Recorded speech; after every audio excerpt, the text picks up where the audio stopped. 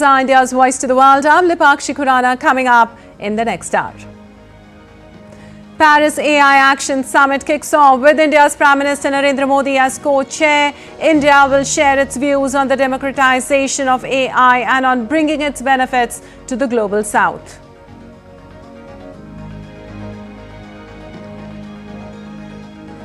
Emmanuel Macron pitches France as place to develop AI over UK and US, promising to cut red tape on technology, takes swipe at Trump with plug baby, plug comment. I have a good friend in the other part of the ocean saying, drill baby drill. Here there is no need to drill. It's just plug baby plug. Trump pumps up tariff talks, imposing 25% tariffs on steel and aluminium imports, to also announce reciprocal tariffs over next 2 days. Also considers tariffs on cars, semiconductor chips and pharma. Trump warns of all hell if Gaza captives not freed by Saturday, after Hamas says next scheduled hostage release postponed.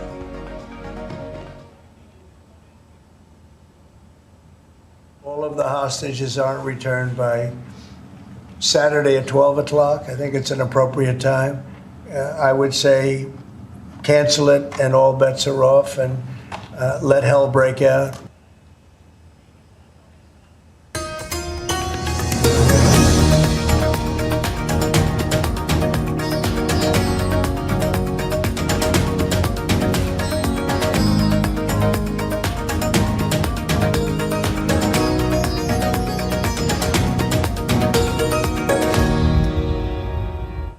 Well, on to the details now. The future of artificial intelligence takes center stage in Paris as world leaders and tech executives gather for the AI Action Summit.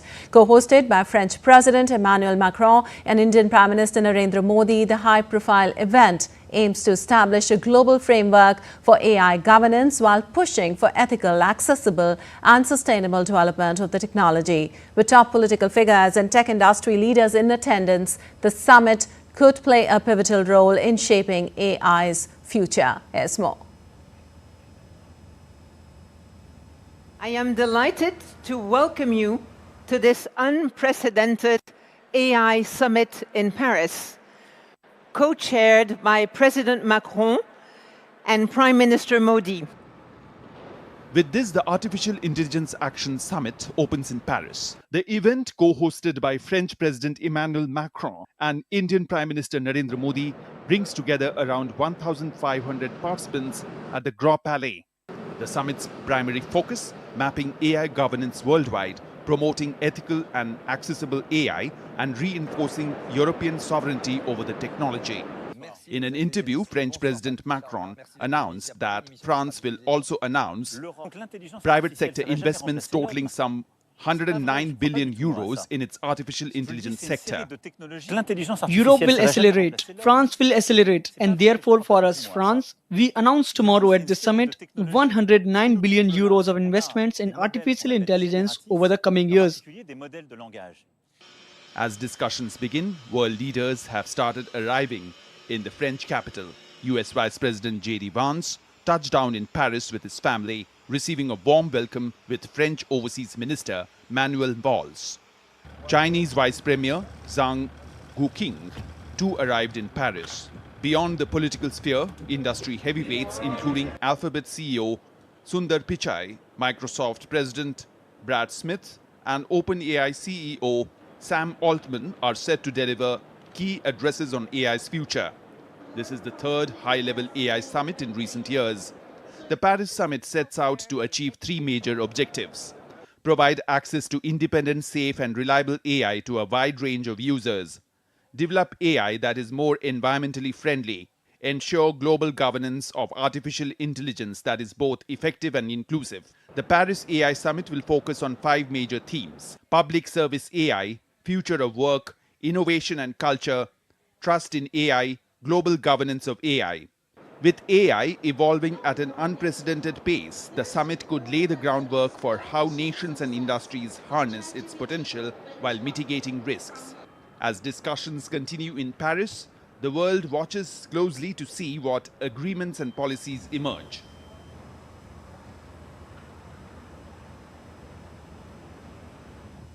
Well, earlier, Prime Minister Modi landed in Paris on Monday amid warm greetings by the Indian diaspora. We now show you some highlights from the memorable welcome.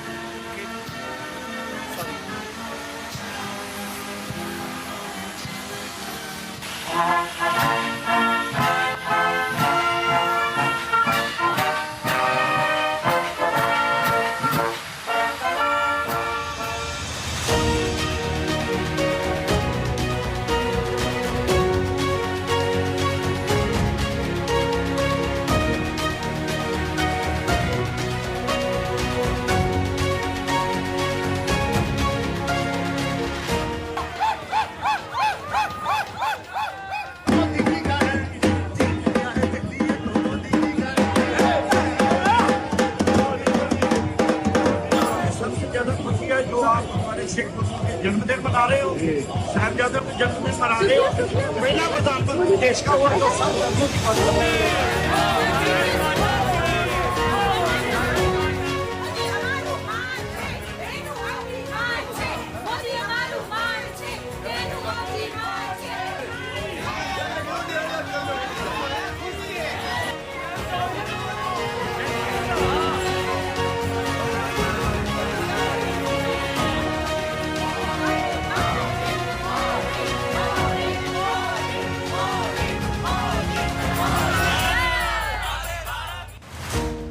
Meanwhile, Prime Minister Modi attended the official dinner hosted by Macron for visiting leaders attending the AI Action Summit in Paris.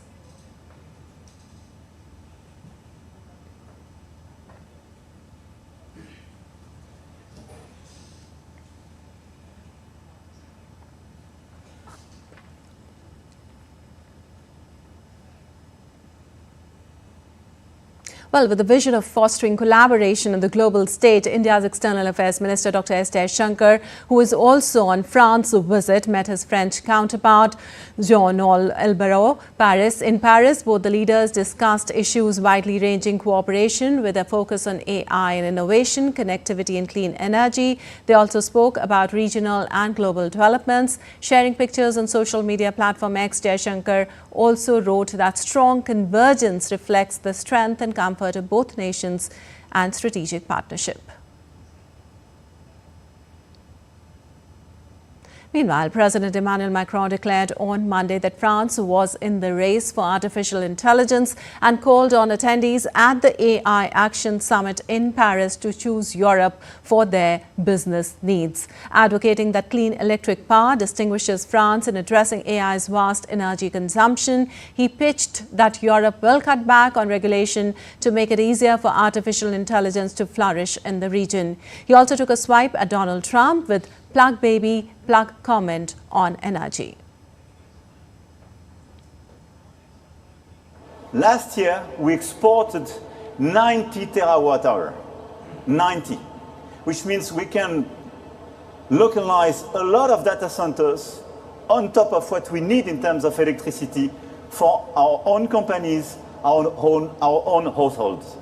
So it's very important in this world where I have a good friend in the other part of the ocean saying, drill, baby, drill.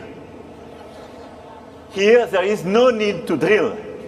It's just plug, baby, plug. Electricity is available. You can plug, it's ready. Well, the European Union's digital chief, Henna Virkkunen, also promised that the bloc will simplify its rules and implement them in a business-friendly way. She said, and I quote, "When it comes to AI, I'm committed that I'm going to implement regulation in a very innovation-friendly manner to make sure that we are encouraging investments and innovations," unquote.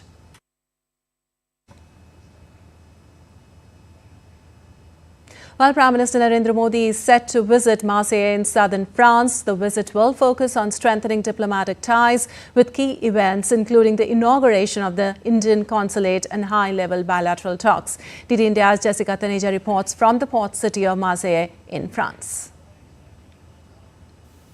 Prime Minister Narendra Modi is set to arrive in the southern French city of Marseille. This is Prime Minister Modi's sixth official visit to France and is aimed at further strengthening the India-France strategic partnership. A key highlight of the visit will be the inauguration of a new Indian consulate in Marseille. The decision to open the consulate was announced during Prime Minister's visit to France in 2023. The second diplomatic mission in the French port city will enhance consular access for the Indian diaspora, while also supporting Indian startups and SMEs in navigating regulations, finding local partners, and exploring market opportunities. During his visit, Prime Minister will also pay homage to the Indian soldiers at the Mazak cemetery, honouring their sacrifices. Prime Minister Narendra Modi will pay tribute to the Indian soldiers who laid down their lives during the First World War and were commemorated here at the Mazak cemetery. Marseille served as the base of the Indian troops in France during 1914 to 1918 war, and throughout that time they either worked in the port or passed through it. Later in the day, he is scheduled to visit the site of the International Thermonuclear Experimental Reactor, which is a crucial international project in the field of nuclear energy. A visit that both leaders will undertake together to a place called Kadash, is the site of the International Thermonuclear Experimental Reactor, which is a project, a high science project in which India is a partner along with a few other countries. Bilateral talks are also scheduled as part of the visit, with discussions expected to focus on key areas of collaboration. While defence, security, civil nuclear cooperation and space remain the principal pillars of India-France strategic partnership, the relationship has expanded in recent years. New areas of cooperation include maritime security, digitalization, cybersecurity, advanced computing, counter-terrorism, climate change and sustainable development. Jessica Taneja for DD India in Marseille, France. And still to come in DD India News Hour. South Korean President Yoon Suk-yeol's impeachment trial nears conclusion amid criminal charges and imprisonment. At least 51 people killed in Guatemala bus crash. Up next, we'll tell you how an AI-powered museum app is allowing visitors to talk to masterpieces.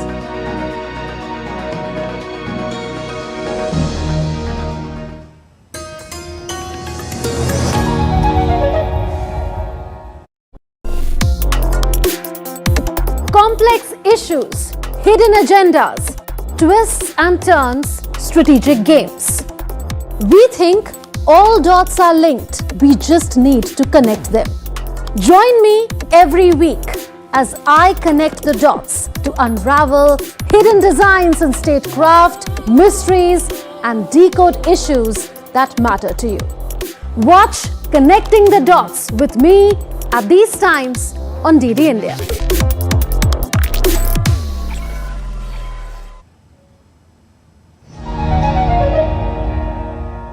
Welcome back. You're watching DD India News. I'm Napakshi Khurana, and moving on, US President Donald Trump has ordered a 25% import tax on all the steel and aluminium entering the US in a major expansion of existing trade barriers. The tariffs, which will increase the cost of importing the metals into the US, come despite warnings of retaliation from leaders of some countries. This report brings us more. Any steel coming into the In yet another major escalation of his trade policy overall, US President Donald Trump has announced a 25% import tax on all steel and aluminium entering the US. Simplifying our tariffs on steel and aluminum so that everyone can understand exactly what it means. It's 25% without exceptions or exemptions. And that's all countries, no matter where it comes from, all countries. If made in the United States, however, United States of America, there is no tariff, it's zero. So if it's made in the United States, there is no tariff. All you have to do is make it in the United States. We don't need it from another country. The tariff tirade seems to be an unending saga, as Trump said he was also looking at tariffs on cars, semiconductor chips, and pharmaceuticals also. He also announced plans to impose reciprocal tariffs on other countries over the next 2 days. Nations exporting metal products to the US are scrambling for concession. Australian Prime Minister Anthony Albanese called Donald Trump and later announced that the Republican president has agreed to consider an exemption for Australia. I presented Australia's case for an exemption, and we agreed on wording to say publicly which is that the US President agreed that an exemption was under consideration in the interests of both of our countries. New tariffs on steel could bring unexpected cost to consumers. The effect would be felt both ways, since the increase in price of steel in the US would raise the cost of construction in all projects. Apart from that, the increased duties on aluminium will raise the cost of all many canned products. Bureau Report, DD India. Well, US businesses dependent on the imports have also raised concerns, but Trump has said his plans will boost domestic production. The US is the world's largest importer of steel, counting Canada, Brazil and Mexico as its top 3 suppliers. Canada alone accounted for more than 50% of aluminium imported into the US last year. The tariffs will apply to millions of tons of steel and aluminium imports from Canada, Brazil, Mexico, South Korea and other countries that had been entering the US duty-free under the carve-outs. And US President Donald Trump said on Monday, warned Hamas to release all hostages held in Gaza by midday Saturday, or he would propose cancelling the Israel-Hamas ceasefire and let hell break out. Trump expressed frustration with the condition of the last group of hostages freed by Hamas and by the announcement that it would halt further releases. Trump cautioned that Israel might want to override him on the issue and said he might speak to Israeli Prime Minister Benjamin Netanyahu. In a wide-ranging session with reporters in the Oval House, Trump also said he might withhold aid to Jordan and Egypt if they don't take Palestinian refugees being relocated from Gaza.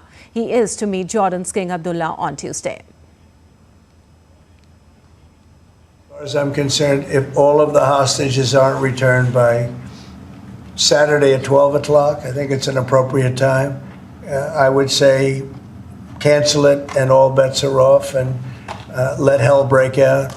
I'd say they ought to be returned by 12 o'clock on Saturday, and if they're not returned, all of them, not in drips and drabs, not 2 and 1 and 3 and 4 and 2. Saturday at 12 o'clock, and after that, I would say all hell is going to break out. Well, Israel's Arab neighbors, including Egypt and Jordan, have said any plan to transfer Palestinians from their land would destabilize the region. U.S. Secretary of State Marco Rubio will depart later this week for his first visit to the Middle East in the office. Earlier, he'd also said that Palestinians would have to live somewhere else in the interim during reconstruction. Well, Trump's comments come as a fragile ceasefire reached last month between Israel and Hamas is at risk of collapse after Hamas announced on Monday it would stop releasing Israeli hostages over alleged Israeli violations of the agreement. Hamas said it made its announcement 5 days before Saturday's scheduled hostage release, so mediators could pressure Israel to uphold its ceasefire obligations and keep the doors open for the exchange to take place on time. While Israeli Defense Minister Israel Katz said Hamas' move violated the ceasefire and he instructed the military to be at the highest level of readiness in Gaza and for domestic defense. So far, 16 of the 33 hostages to be freed in the first 48-day phase of the deal have come home, as well as 5 Thai hostages who were returned in an unscheduled release. In exchange, Israel has released hundreds of prisoners and detainees. After Hamas' unexpected announcement, hostage families and their supporters packed the area of Tel Aviv, now known as Hostages Square, on Monday night to press the government not to abandon the deal.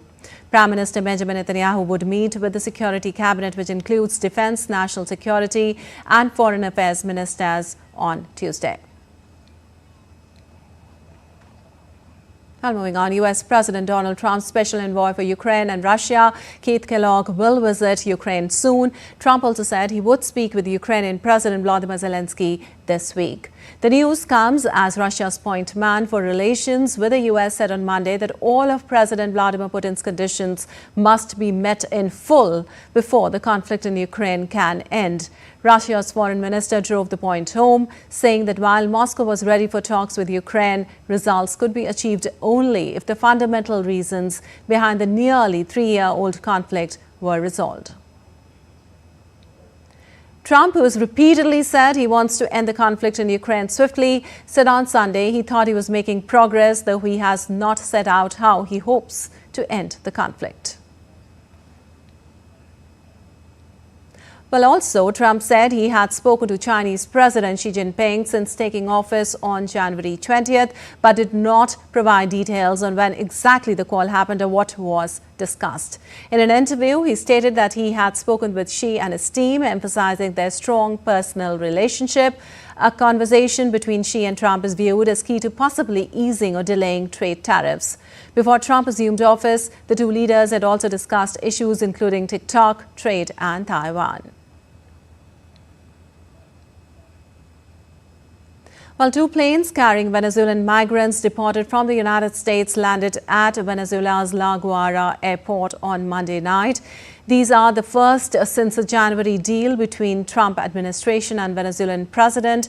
Venezuelan government said some of the people on the flight are allegedly involved in illegal activities with the Tren de Aragua gang and will be vigorously investigated for criminal ties.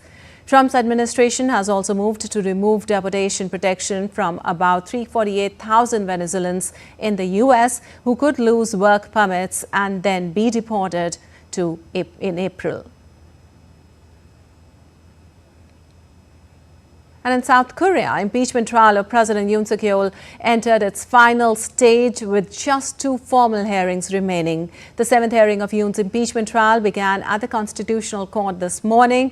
Former Interior Minister Lee Sang-min and National Security Advisor Shin Won-sik are set to testify at the impeachment trial today. The next hearing is scheduled for February 13th. A total 8 witnesses to be testified in the last 2 hearings. The Constitutional Court began the trial on December 27 to review an impeachment motion that accused Yoon of violating his constitutional duty by imposing martial law with no justifiable grounds. It has 180 days to make a decision. Yoon is now in jail and faces a separate criminal trial on charges of insurrection. And moving on, in Guatemala City, a bus accident killed at least 51 people and left trapped survivors when it veered off a highway bridge into a polluted ravine earlier on Monday. The densely packed bus was traveling into the capital from the town of San Agustin into the city from when it plunged approximately 20 meters from Puente Bellis, a highway bridge that crosses over a road. A spokesperson said the bodies of 36 men and 15 women had been sent to a provincial morgue set up for the accident. Guatemalan President Bernardo Arévalo declared 3 days of national mourning and deployed the country's army and disaster agency to assist response efforts. The president of Guatemala's Congress also released a statement on social media lamenting the tragic accident. Well, Congo authorities will put at least 75 soldiers on trial for fleeing the advance of M23 rebels into the eastern province of South Kivu and for violence against civilians, including murder and looting. The 75 soldiers facing trial were arrested for fleeing the front line after Nyabibwe's capture, accused of rape, murder, looting and revolt. Others have been arrested further south on the same charges and are expected to join them in the dock. The United Nations have reported mass violations, including summary executions, gang rape and sexual slavery in the wake of a major M23 advance in late January that led to the capture of East Democratic Republic of Congo's largest city of Goma. The UN Human Rights Office said that M23 fighters, Congolese soldiers and pro-government militia were all implicated. Congo has not commented on reports concerning its troops but called on the UN to investigate violations it blames on M23 rebels and Rwanda. Well, 2 private jets collided at Scottsdale Airport in Arizona on Monday, leaving 1 person dead and injuring several others. According to the Aviation Planning and Outreach Coordinator at Scottsdale Airport, a mid-sized business jet collided with another parked mid-sized business jet upon arrival. Emergency crews rescued 1 person trapped in one of the aircrafts. The runway remained closed and officials have not yet provided details on the cause of the crash. The incident comes at a time of heightened security of U.S. air safety. National Transportation Safety Board investigators are probing 3 deadly crashes in recent weeks, the mid-air collision of a passenger jet and U.S. Army Black Hawk helicopter in Washington, D.C. that killed 67 people, a medical jet crash in Philadelphia that killed 7 people, and a plane crash in Alaska that killed 10 people.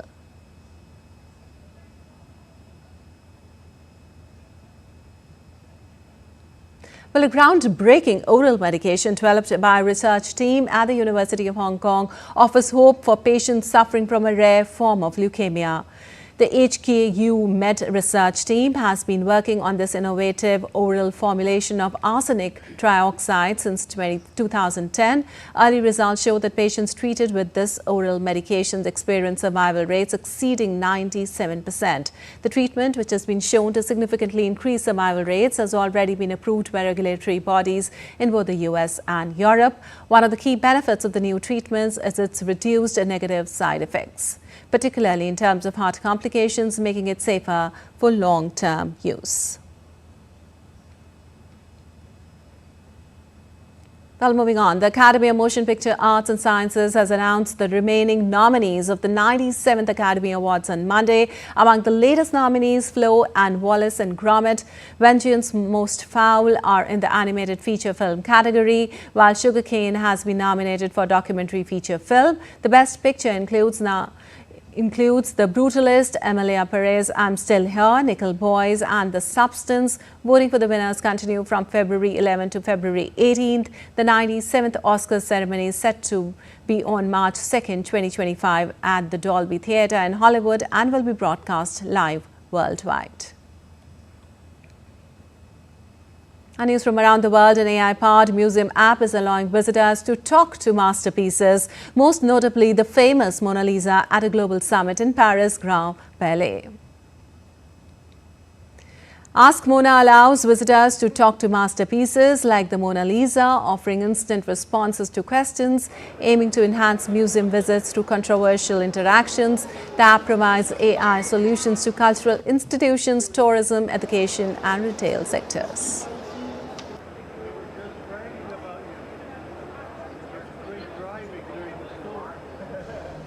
And still to come in DD India News Hour.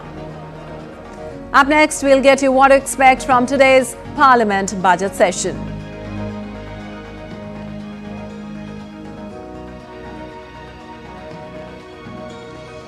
Defence Minister to release book and a short film on Day 2 of Aero India highlighting India's defence capabilities.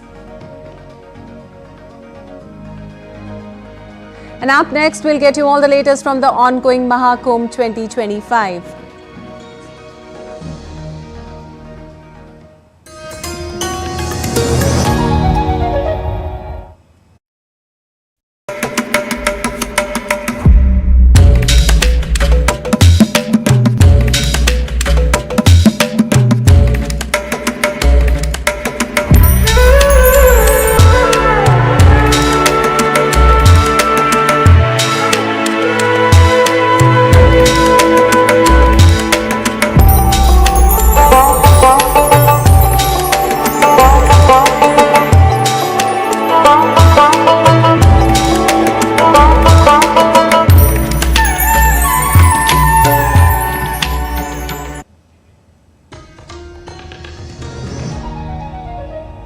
Welcome back. You're watching DD India News. I'm Lipakshi Khurana, and time now for a quick recap of the headlines.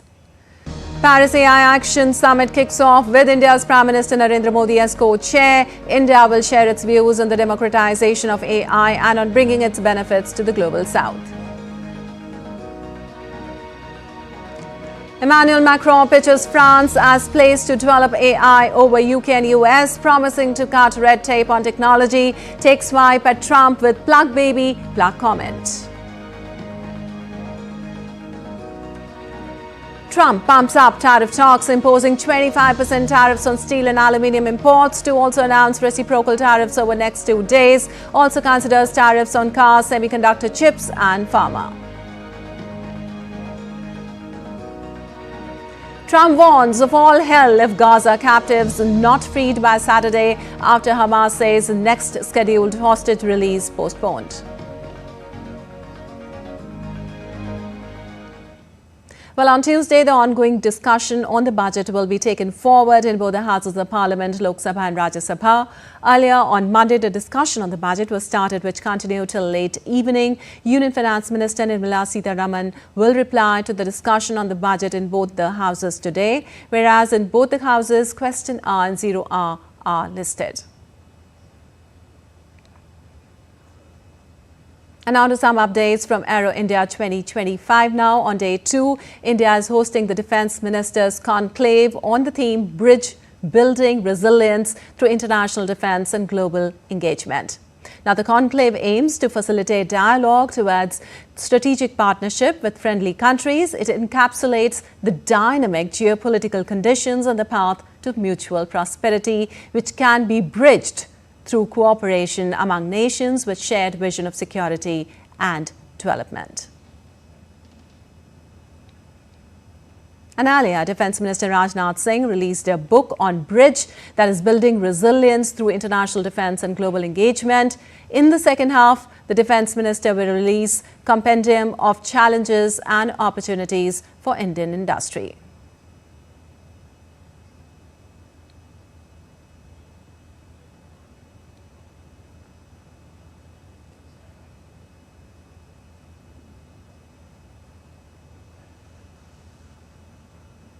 Well, at the Aero India show in Bangalore, a roadmap towards self-reliance in the defence sector has been laid out. DD India correspondent Vishal Baristo speaks exclusively to the technical officer in charge of the Indian Pavilion.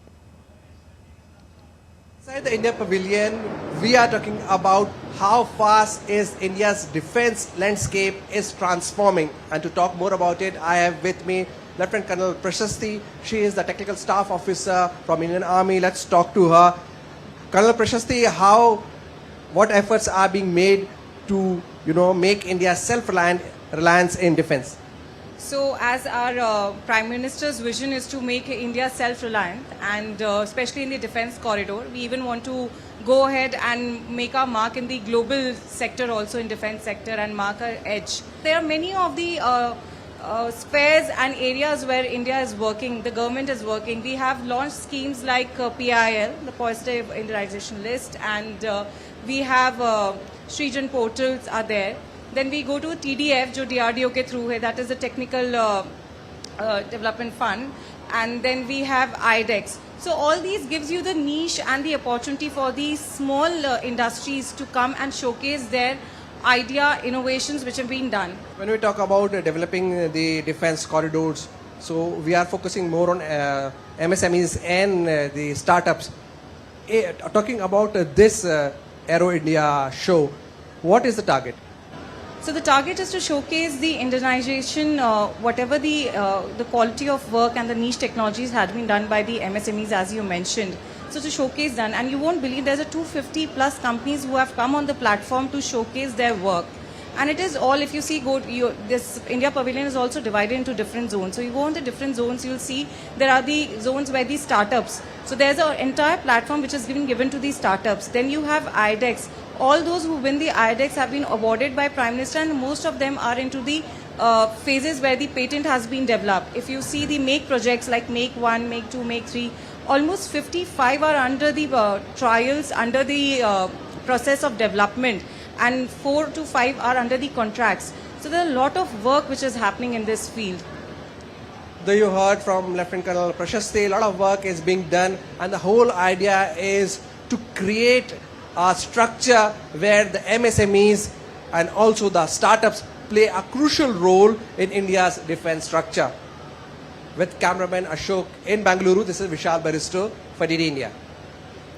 Well, today marks the death anniversary of Pandit Deen Dayal Upadhyay, a key ideologue of the Bharatiya Janata Party and a pillar of the Jan Sangh. He is remembered for his philosophy of Antayodaya. Born on September 25, 1916 in Mathura, Pandit Upadhyay joined the Rashtriya Swayam Sevak Sangh in 1937 and later became the General Secretary of the Jan Sangh in 1952. The BJP is observing his death anniversary as Samarpan Divas or Dedication Day, with wreath-laying ceremonies and voluntary dedication fund collection drive at booth level. Pandit Deen Dayal Upadhyay is revered as a modern thinker who envisioned a golden future for India based on its cultural ethos and inclusive development. And now let's take a look at other stories making news today. In a significant move towards empowering women in Srinagar, a new initiative under the Pradhan Mantri Kaushal Vikas Yojana is providing job-oriented training to Kashmiri girls. This training program aims to equip young women with skills that will enable them to secure better job opportunities in various sectors. The scheme promises to have a positive impact on the lives of many girls, paving the way for a brighter and more self-reliant future.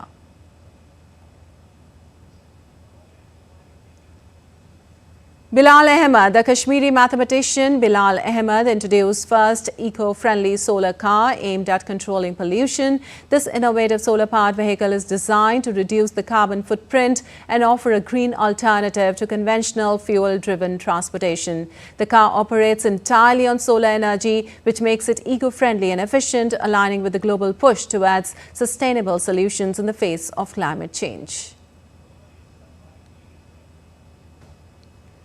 Rampur wooden petrol-powered motorcycle is a unique and innovative creation that has garnered attention for its eco-friendly and unconventional design. This motorcycle, crafted in the town of Rampur, Uttar Pradesh, combines traditional craftsmanship with modern engineering. The frame of the motorcycle is made primarily of wood, with skilled artisans using locally sourced timber to create a lightweight yet durable structure.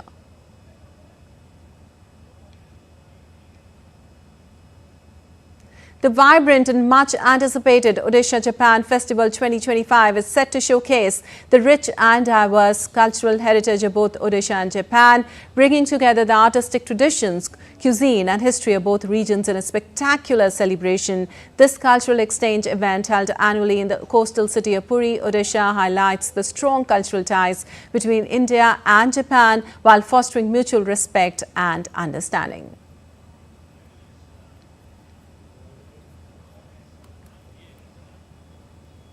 Well, devotees gathered in large numbers in Palani Murugan temple to celebrate the auspicious Thaipusam festival. This significant event dedicated to Lord Murugan is celebrated with great fervour and devotion in Tamil Nadu. The festival brings attention to the rich cultural heritage of Tamil Nadu, attracting tourists and spiritual seekers alike. The divine energy and devotion continue to make the region one of the most important festivals.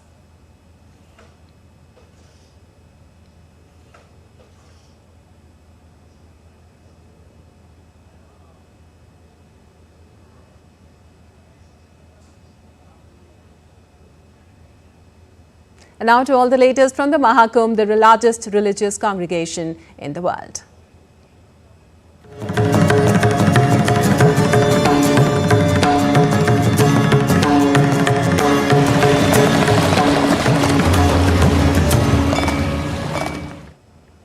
Well, ahead of another auspicious bathing event at Mahakumbh on the occasion of Maghi Purnima, Uttar Pradesh Chief Minister Yogi Adityanath reviewed the arrangements made for the occasion, scheduled to be held on the 12th of February.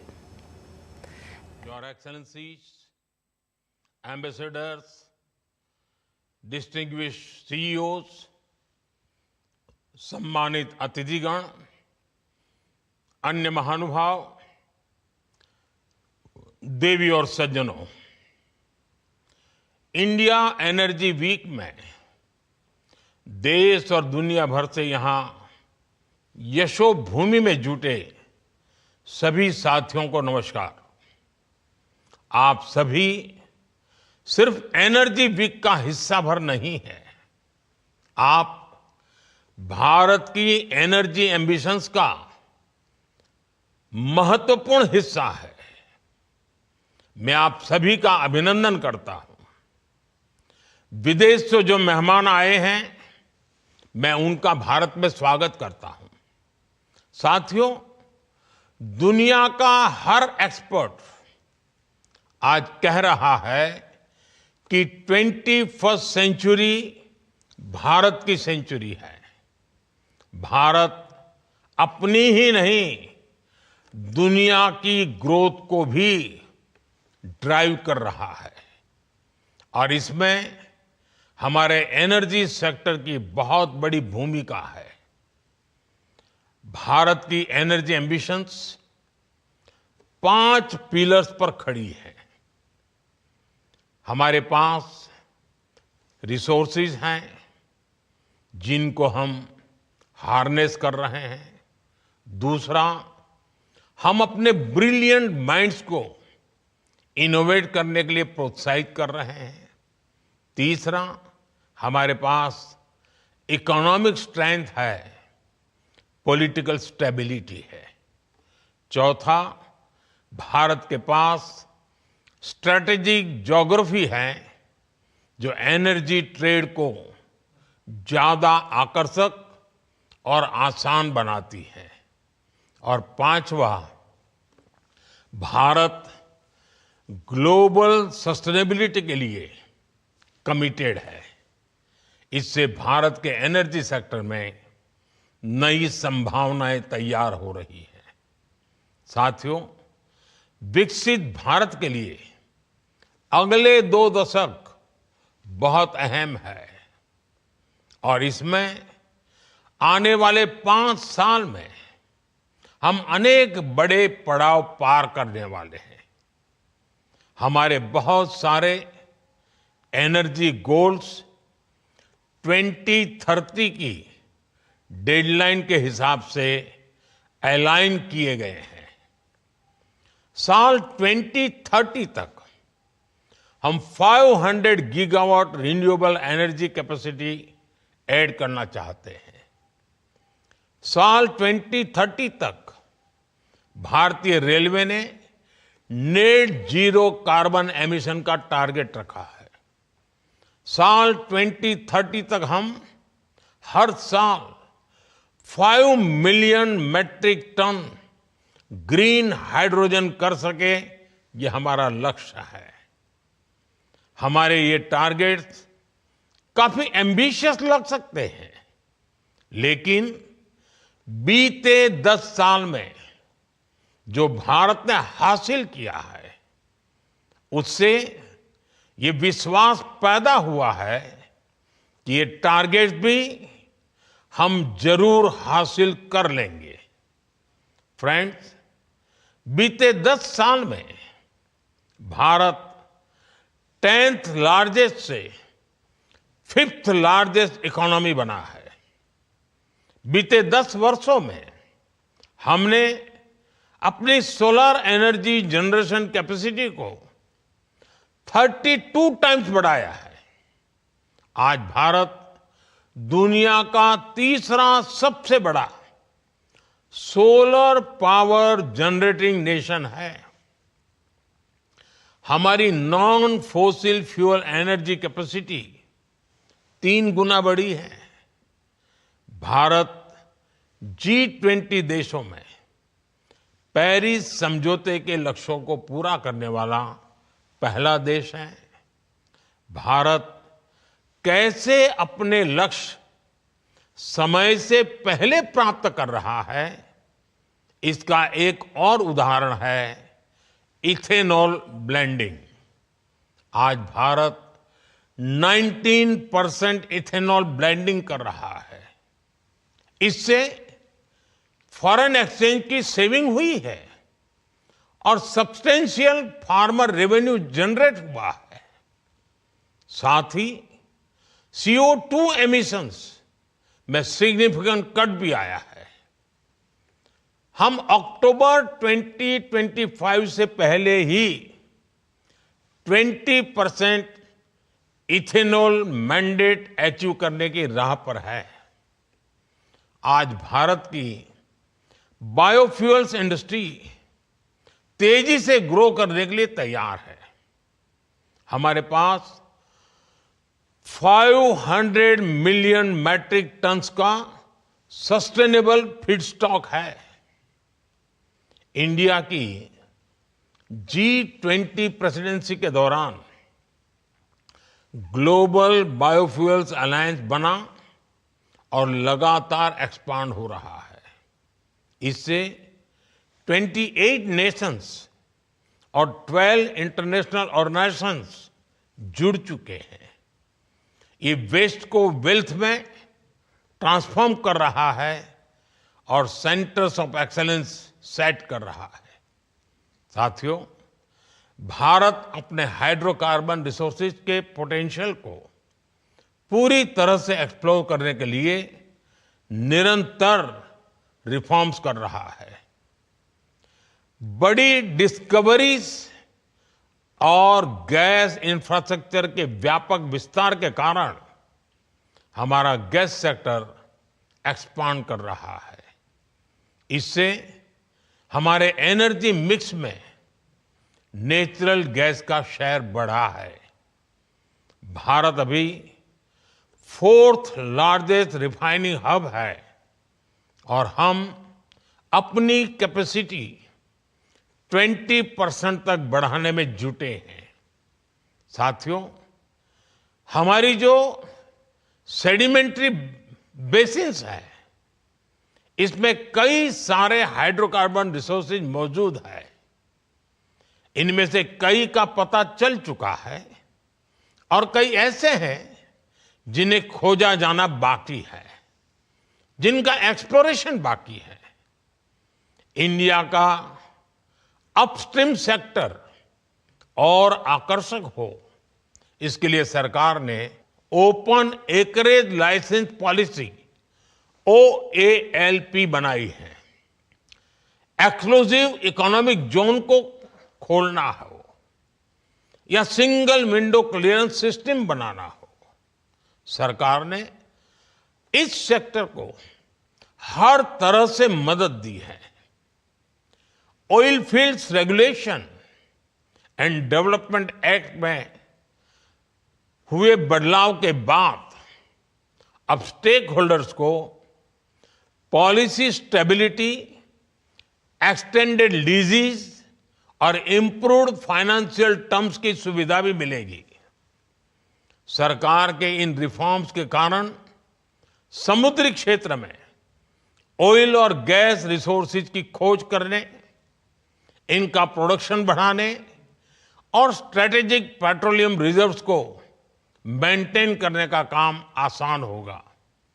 साथियों, भारत में कई discoveries और बढ़ते pipeline infrastructure के कारण natural gas की supply बढ़ रही है और इसी कारण आने वाले समय में नेचुरल गैस का उपयोग भी बढ़ने वाला है।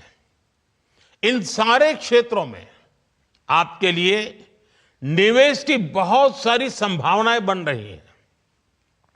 साथियों, आज भारत का बहुत बड़ा फोकस मेक इन इंडिया पर है, लोकल सप्लाई चेन पर है। भारत में पीवी मॉड्यूल सहित अनेक प्रकार के हार्डवेयर की मैन्युफैक्चरिंग के लिए भी बहुत संभावनाएं हैं। हम लोकल मैन्युफैक्चरिंग को सपोर्ट कर रहे हैं। 10 साल में भारत की solar PV module manufacturing capacity का विस्तार हुआ है। ये क्षमता 2 गीगावाट से बढ़कर करीब 70 गीगावाट हो गई है। PLI स्कीम की वजह से ये सेक्टर और आकर्षक हो गया है। इससे high efficiency solar PV modules की मैन्युफैक्चरिंग को बढ़ावा मिला है। साथियों, बैटरीज और स्टोरेज कैपेसिटी के सेक्टर में इनोवेशन और मैन्युफैक्चरिंग दोनों के लिए बहुत अवसर हैं। भारत बहुत तेज गति से इलेक्ट्रिक मोबिलिटी की तरफ बढ़ रहा है। इतने बड़े देश की डिमांड पूरा करने के लिए बैटरीज और स्टोरेज कैपेसिटी के क्षेत्र में हमें बहुत तेजी से काम करना है। इसलिए इस वर्ष के बजट में भी हमने ग्रीन एनर्जी को सपोर्ट करने की संबंधित अनेक घोषणाएं की है। सरकार ने ईवी और मोबाइल फोन बैटरी की मैन्युफैक्चरिंग से जुड़ी कई चीजों को बेसिक कस्टम ड्यूटी से बाहर किया है।